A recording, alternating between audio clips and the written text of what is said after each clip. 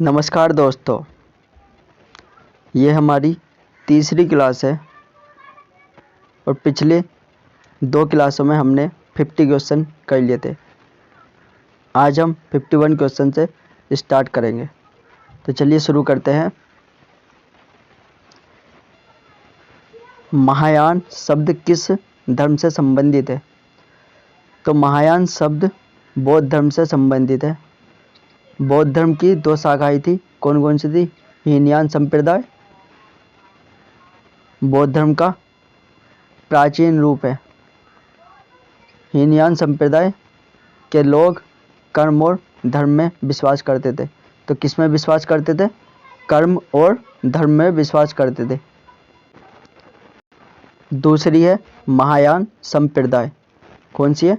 महायान संप्रदाय बौद्ध धर्म का नवीन रूप इसे कहा जाता है।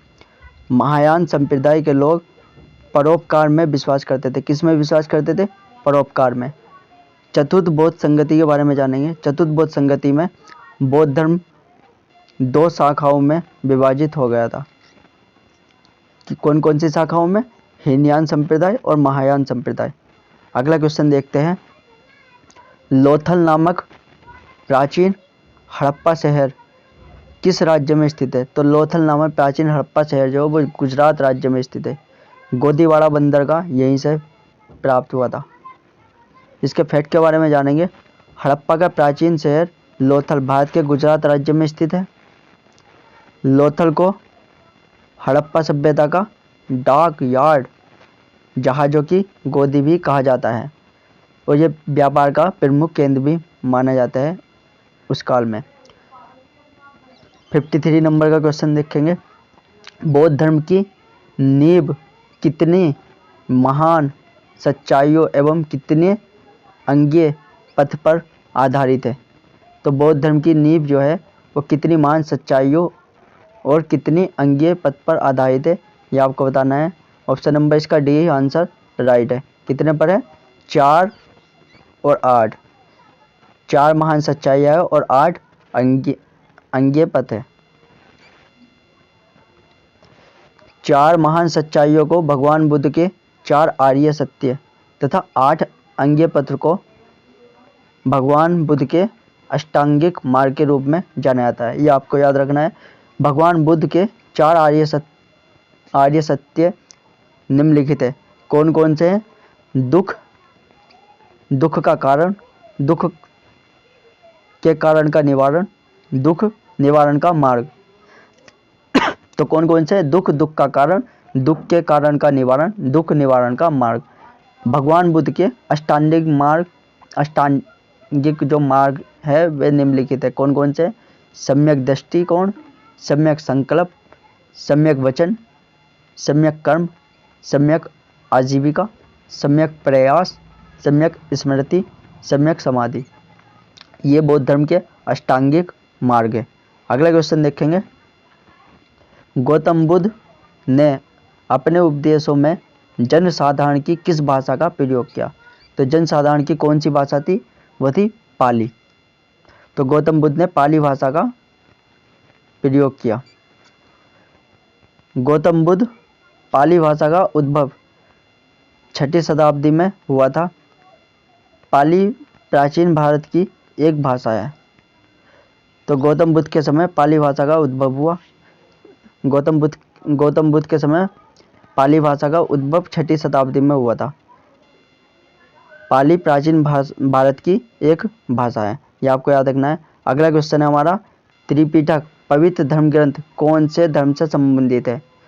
तो त्रिपिटक पवित्र ग्रंथ के बारे में बताना है आपको किस धर्म से तो त्रिपिटक पवित्र ग्रंथ जो है वो बौद्ध धर्म से संबंधित है। किससे संबंधित है? बौद्ध धर्म से। त्रिपिटक की जो भाषा है वो पाली है। बौद्ध धर्म का उद्भव 6ठी ईसा पूर्व में हुआ था। अगला क्वेश्चन देखेंगे। उस बौद्ध ग्रंथ का नाम बताइए जिसमें भिक्षुओं के नियमों का उल्लेख वर्णित है। तो उसका नाम है विनय पिटक।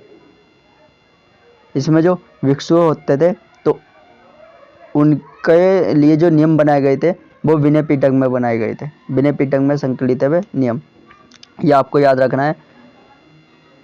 बौद्ध धर्म के पवित्र ग्रंथ त्रिपिटक के भाग विनय पिटक में भिक्षुओं के लिए नियमों का उल्लेख वर्णित है कि आपको ये नियम फॉलो करने हैं। अगला क्वेश्चन हमारा 57, बौद्धिस्त्व की अवधारणा इनमें से किससे संबंधित है? तो बौद्धिस्त्व की अवधारणा जो है वो महायान शाखा है, महायान संप्रदाय, महायान बौद्ध धर्म। ठीक है, इसके बारे में जानेंगे। बौद्धिस्त्व की अवधारणा महायान बौद्ध धर्म से संबंधित है। बौद्धिस्त्व से आक्षेप है 10 पारमिताओं का पूर्ण रूप से पालन करने वाला। तो क्या से 10 पारमिताओं का पूर्ण रूप से पालन करने वाला। हीनयान तथा महायान बौद्ध धर्म की 2 शाखाएं हैं, ये हमने पढ़ ली है। अगला क्वेश्चन है इसमें, निम्नलिखित में से अनुसरण किए जाने वाले धर्म एवं पवित्र पुस्तक की कौन सी जोड़ी असंगत है? तो ये आपको बताना है कौन सी पुस्तक की जोड़ी असंगत है। इस्लाम कुरान सही है, सिख गुरु ग्रंथ साहिब, जैन धर्म उपनिषद, ईसाई धर्म जो है वो बाइबल से संबंधित है। व्याख्या देखेंगे इसकी। इस्लाम धर्म का पवित्र ग्रंथ कुरान है, सिख धर्म का पवित्र ग्रंथ गुरु ग्रंथ साहिब है, ईसाई धर्म का पवित्र ग्रंथ बाइबल है और जैन धर्म का पवित्र ग्रंथ आगम साहित्य है। क्या है? आगम साहित्य, जैन धर्म का पवित्र ग्रंथ। अगला क्वेश्चन है इसमें, विश्व प्रसिद्ध गोमतेश्वर की प्रतिमा निम्न में से किस राज्य में स्थित है? तो किस राज्य में स्थित है? ये कर्नाटक राज्य में स्थित है। विश्व प्रसिद्ध गोमतेश्वर की प्रतिमा कर्नाटक राज्य में स्थित है। कर्नाटक राज्य के श्रवणबेलगोला में स्थित गोमतेश्वर की प्रतिमा ग्रेनाइट से निर्मित है। गोमतेश्वर की प्रतिमा का निर्माण 9वीं शताब्दी में हुआ था। गोमतेश्वर की प्रतिमा जैन धर्म के प्रथम तीर्थकर ऋषभदेव के पुत्र बाहुबली को समर्पित है। किसको समर्पित है? बाहुबली को। ऋषभदेव के पुत्र का क्या नाम है? बाहुबली। अगला क्वेश्चन है इसमें, विक्रमशिला विश्वविद्यालय कहाँ स्थित है? तो यह बिहार में स्थित है। विक्रमशिला विश्वविद्यालय बिहार राज्य में स्थित है। विक्रमशिला विश्वविद्यालय की स्थापना गोपाल वंश के संस्थापक धर्मपाल ने की थी। किसने की थी? गोपाल वंश के संस्थापक धर्मपाल ने की थी। विक्रमशिला विश्वविद्यालय भारत का एक महत्वपूर्ण शिक्षा का केंद्र था। विक्रमशिला विश्वविद्यालय बिहार राज्य के भागलपुर जनपद में स्थित है। बिहार राज्य के भागलपुर जनपद में यही स्थित है।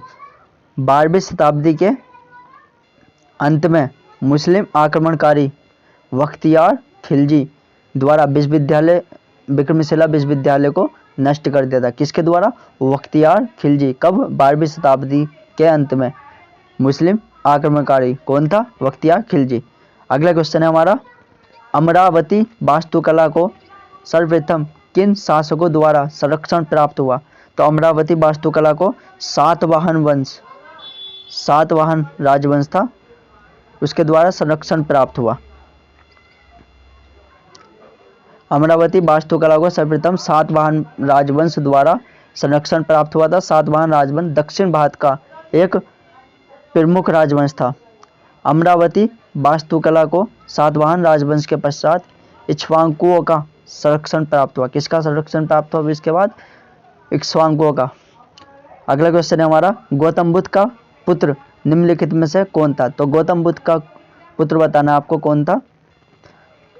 गौतम बुद्ध का पुत्र था राहुल। कौन था? राहुल। उपाली कौन था? ये गौतम बुद्ध के शिष्य थे। आनंद कौन था? ये गौतम बुद्ध के चचेरे भाई तथा उनके शिष्य थे। और उपगुप्त ये सम्राट अशोक के गुरु थे। उपगुप्त, सम्राट अशोक के गुरु का नाम उपगुप्त। अशोक के पिता का नाम बिंदुसार, बिंदुसार के पिता का नाम चंद्रगुप्त। ये आपको याद रखना है। अगला क्वेश्चन है हमारा, निम्नलिखित यज्ञ में से कौन सा घोड़े के बलिदान से संबंधित है?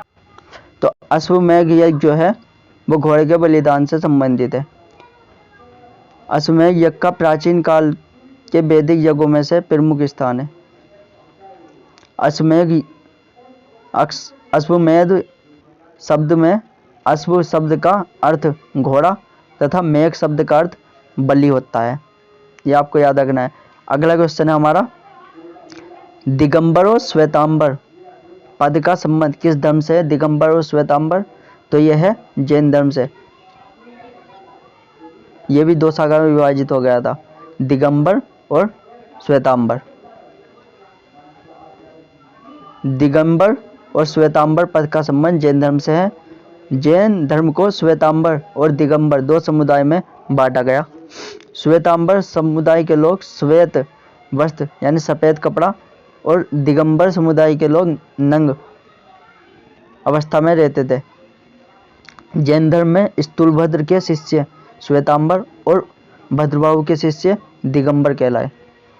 ये आपको याद रखना है। अगला क्वेश्चन देखेंगे इसमें, निम्नलिखित में से कौन सा दर्शन तार्किक सोच की तकनीक में विश्वास करता है?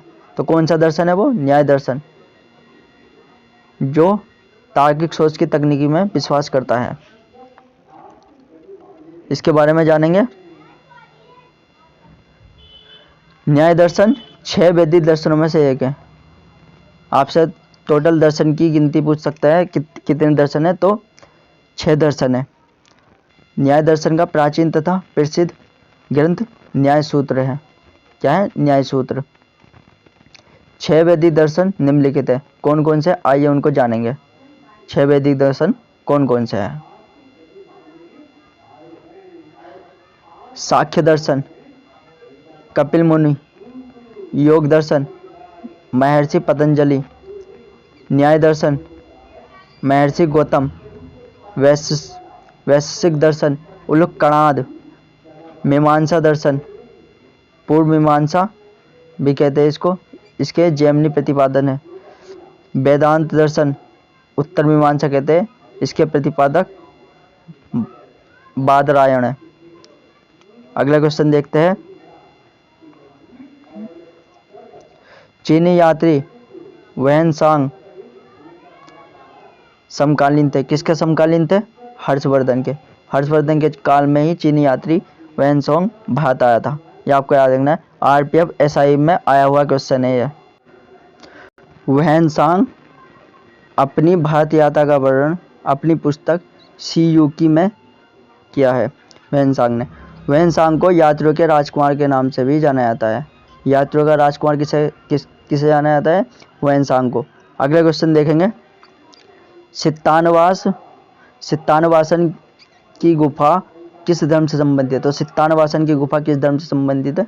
जैन धर्म से। बहुत अच्छा क्वेश्चन है। आरपीएफ एसआई में पूछा गया क्वेश्चन है। सित्तानवासन की गुफा जैन धर्म से संबंधित है। सित्तानवासन की गुफा तमिलनाडु राज्य के पुदुकोट्टई जिले में स्थित है। कहाँ पर स्थित है? पुदुकोट्टई।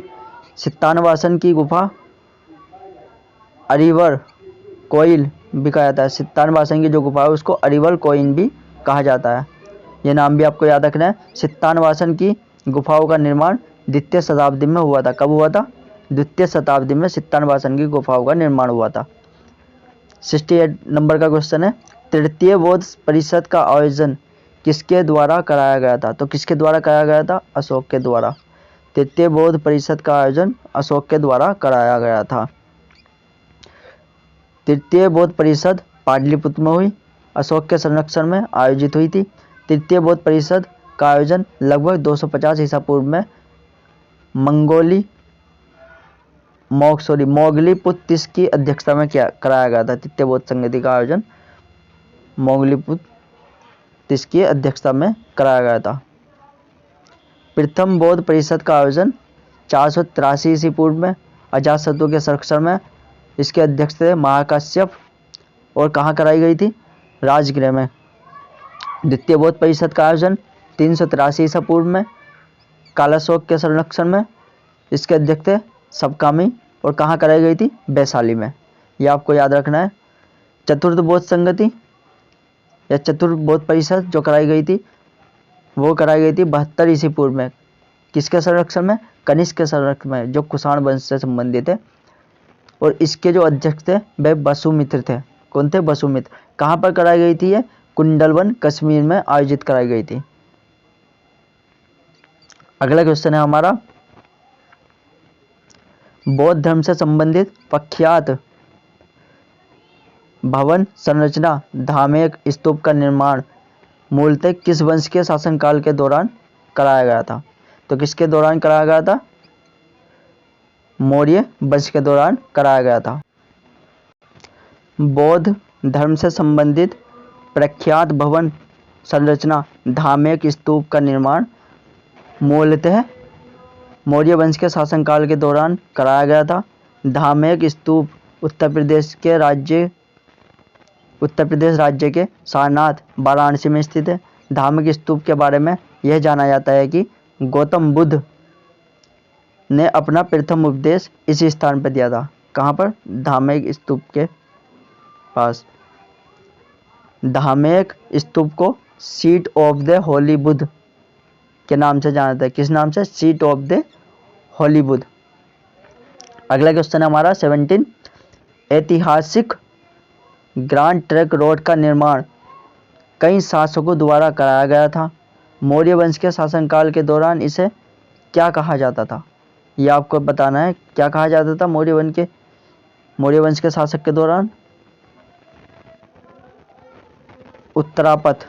क्या कहा जाता था? उत्तरापथ। ऐतिहासिक ग्रांड ट्रंक रोड का निर्माण कई शासकों द्वारा कराया गया था। मौर्य वंश के शासन के दौरान इसे उत्तरापथ कहा जाता था। 16वीं शताब्दी में ग्रांड ट्रंक रोड के पुनः निर्माण का श्रेय शेरशाह सूरी को जाता है। कब? 16वीं शताब्दी में। ग्रांड ट्रंक रोड का अन्य नाम सड़क आजम भी था। क्या नाम था? सड़क आजम, अन्य नाम इसका। अगला क्वेश्चन हमारा 71, किसने धर्म विजया धार्मिकता द्वारा विजय की नीति विकसित की? तो किसने की? अशोक ने। अशोक ने धर्म विजया धार्मिकता द्वारा विजय की नीति विकसित की थी। अशोक मौर्य वंश का सम्राट था। अशोक का जन्म वर्ष 304 ईस्वी पूर्व में हुआ था। और कहाँ पर हुआ था? पाटलिपुत्र में हुआ था। अशोक वर्ष 269 ईस्वी पूर्व में मगध के सिंहासन पर बैठा। अशोक की मृत्यु कब हुई? 232 ईस्वी पूर्व में। 304 ईस्वी पूर्व में अशोक का पाटलिपुत्र में जन्म हुआ और 232 ईस्वी पूर्व में इनकी मृत्यु होगी। अशोक को देवनाम प्रियदर्शी के नाम से भी जाना जाता है। किस नाम से? देवनाम प्रियदर्शी। बहुत बार पूछा गया क्वेश्चन है ये। अगला देखते हैं, प्रसिद्ध कलिंग युद्ध ने सम्राट अशोक को युद्ध छोड़ने और बौद्ध धर्म अपनाने के लिए प्रेरित किया था। यह युद्ध उड़ीसा में कब लड़ा गया था? यह आपको बताएं तो यह युद्ध 261 ईसा पूर्व में लड़ा गया था। कब लड़ा गया था? 261 ईसा पूर्व में। प्रसिद्ध कलिंग युद्ध ने सम्राट अशोक को युद्ध छोड़ने और बौद्ध धर्म अपनाने के लिए प्रेरित किया था। यह युद्ध उड़ीसा में वर्ष 261 ईसा पूर्व में लड़ा था। सम्राट अशोक ने युद्ध छोड़ने तथा बौद्ध धर्म अपनाने का फैसला कलिंग युद्ध में हुआ भयंकर नरसंहार को देखते लिया था। कलिंग युद्ध सम्राट अशोक और कलिंग के राजा अनंत पद्मनाभन के मध्य हुआ था। किसके मध्य? अनंत पद्मनाभन और अशोक के मध्य ये युद्ध हुआ था। अशोक सम्राट विजय हुआ था इस युद्ध में, जिसका उल्लेख सम्राट अशोक के 13वें शिलालेख में वर्णित है। अगला क्वेश्चन देखते हैं, अशोक सम्राट ने पत्थर के स्तंभों और पत्थर के तख्तों पर अपने कितने आदेश उत्कीर्ण करवाकर अपने राज्य के प्रमुख स्थानों पर स्थापित किए ताकि लोग तदनुसार आचरण कर सके? तो कितने थे? कुल 14। कितने स्तंभ थे? 14 स्तंभ। अशोक सम्राट के समय के इतिहास की जानकारी हमें इन्हीं 14 शिलालेखों के द्वारा प्राप्त होती है। किनके द्वारा? 14 शिलालेखों के द्वारा। सम्राट अशोक के शिलालेख सबसे पहले वर्ष 1837 ईस्वी में जेम्स प्रिंसेप ने पढ़े। किसने पढ़े? 1837 में जेम्स प्रिंसेप ने पढ़े। अगला क्वेश्चन है हमारा, हर्यक वंश का संस्थापक कौन था? हर्यक वंश का संस्थापक बिंबिसार था। हर्यक वंश के संस्थापक बिंबिसार को सैनिक के नाम से भी जाना जाता था। किसके नाम से? सैनिक के नाम से ही जाना जाता। हर्यक वंश की स्थापना 544 ईस्वी पूर्व में हुई। हर्यक वंश की राजधानी जो थी वो गिरिब्रज या राजगृह भी बोलते हैं इसको। ठीक है। अगला क्वेश्चन हमारा, निम्नलिखित में से कौन सा साम्राज्य सबसे लंबी अवधि तक रहा? तो कौन सा साम्राज्य रहा? पाल वंश, जिसका संस्थापक गोपाल था। प्रतिहार साम्राज्य का शासनकाल अवधि 8वीं से 11वीं शताब्दी तक रही। पाल साम्राज्य का शासनकाल अवधि 750 ईसा से 1174 ईसा तक, और सेन साम्राज्य का शासनकाल अवधि जो रही 1070 से 1230 ईसा तक रही है। राष्ट्रकूट साम्राज्य का शासनकाल अवधि जो रही है वो 735 ईस्वी से 982 ईस्वी तक रही है। अगला क्वेश्चन हमारा, सातवाहनों द्वारा उपयोग किए जाने वाले तांबा और चांदी का मिश्रण क्या कहलाता है? तो तांबा और चांदी का मिश्रण क्या कहलाता है? Option number C. इस मिश्रण को हम पिताजी के नाम से भी याद रख सकते हैं। किसके नाम से? पिताजी के। पिताजी।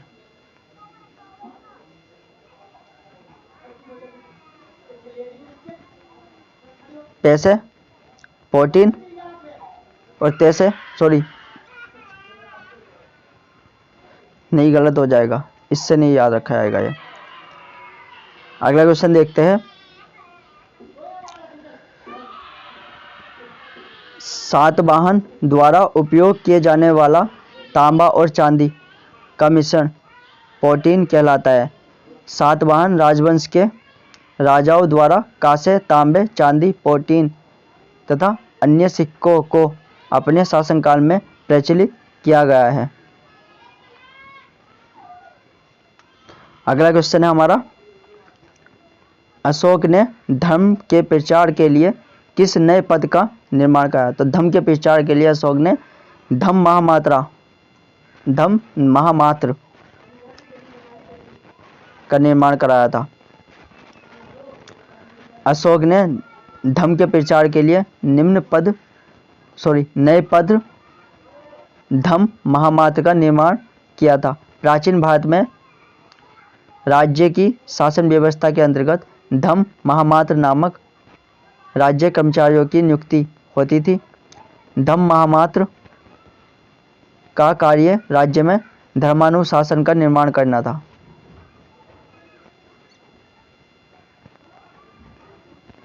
कौटिल्य का अर्थशास्त्र हमें किस वंश के प्रशासन के बारे में जानकारी देता है? तो कौटिल्य का अर्थशास्त्र जो है मौर्य वंश के शासन के बारे में जानकारी देता है। अर्थशास्त्र पुस्तक में मौर्यकालीन राजनीतिक, सामाजिक व्यवस्था आदि विभिन्न प्रकार की जानकारी मिलती है। क्वेश्चन नंबर 79, अशोक के शासनकाल की सबसे महत्वपूर्ण घटना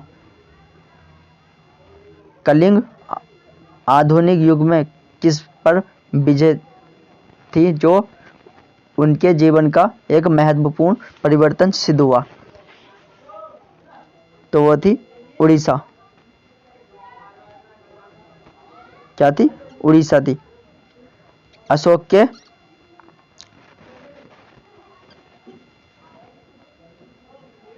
अशोक के शासनकाल की सबसे महत्वपूर्ण घटना कलिंग आधुनिक युग में उड़ीसा पर विजय थी जो उनके जीवन का एक महत्वपूर्ण परिवर्तन सिद्ध होता है। कलिंग को आधुनिक काल में हम उड़ीसा के नाम से जानते हैं। अगला क्वेश्चन है हमारा, किस मूल भारतीय राजवंश ने अपने शासकों को चित्र वाले तो किसने किए थे? सिक्के जारी किए थे, वो था सातवाहन वंश। कौन था? सातवाहन वंश। अगला है हमारा भारतीय राजवंश सातवाहन ने अपने शासकों के चित्र वाले सिक्के जारी किए। सातवाहन वंश प्राचीन भारत का एक प्रमुख राजवंश था। सातवाहन वंश की राजधानी क्या थी? प्रतिष्ठान थी। सातवाहन वंश के संस्थापक सिमुक थे। सातवाहन वंश के शासकों ने तांबा, चांदी, शीशे, कांसे तथा प्लेटिन के सिक्के जारी किए थे। सातवाहन वंश में राजभाषा के रूप में प्राकृत, कौन सी भाषा? प्राकृत भाषा का प्रयोग किया जाता था। सातवाहन वंश के बारे में जानकारी मत्स्य पुराण से मिलती है। किससे मिलती है? मत्स्य पुराण से मिलती है। सातवाहन वंश के शासकों ने मुख्यतः दक्षिण भारत के हिस्से पर शासन किया। तो कब किया? सातवाहन वंश के शासकों ने मुख्यतः दक्षिण भारत के हिस्सों पर शासन किया था। दोस्तों, कल को हमारी चौथी क्लास होगी और उस क्लास में हम कंप्लीट प्राचीन इतिहास को कर लेंगे। कल पूरा प्राचीन इतिहास कवर हो जाएगा। दोस्तों, अगर क्लास अच्छी लगी हो तो कमेंट में अपनी राय लिख कर जाना। धन्यवाद और चैनल को सब्सक्राइब कर लेना। मिलते हैं अगली वीडियो में।